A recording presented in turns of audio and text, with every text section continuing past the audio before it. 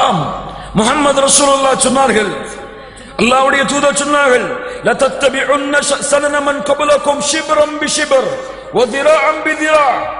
நீங்கள் பின்பற்றுவீர்கள் முன்னால் சென்றவர்களை முழம் முழமாக ஜான் ஜானாக. அவர்கள் ஒரு உடும்பின் பொந்துக்குள் நுழைந்து கொண்டாலும் நீங்களும் அதிலே நுழைவீர்கள்.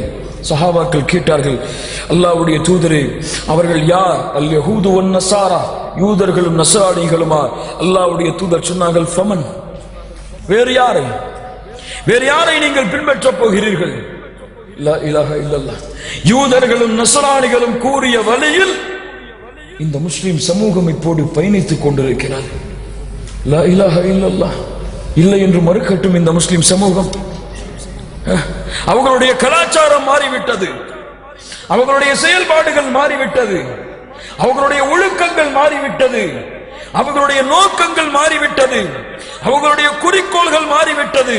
அல்லாஹ் இட்ட அத்துணை தடைகளையும் மீறி யூதர்களையும் நஸரானிகளையும் போன்று வாழ்வதைத்தான் இன்று முஸ்லிம்கள் பெருமையாக மதிப்பாக கருதுகிறார்களே தவிர இஸ்லாமிய அடையாளங்களோடு முஸ்லிம்களாக வாழ்வதை இந்த முஸ்லிம் சமூகம் பெருமையாக நினைக்கிறதா? சித்து பாருங்கள்.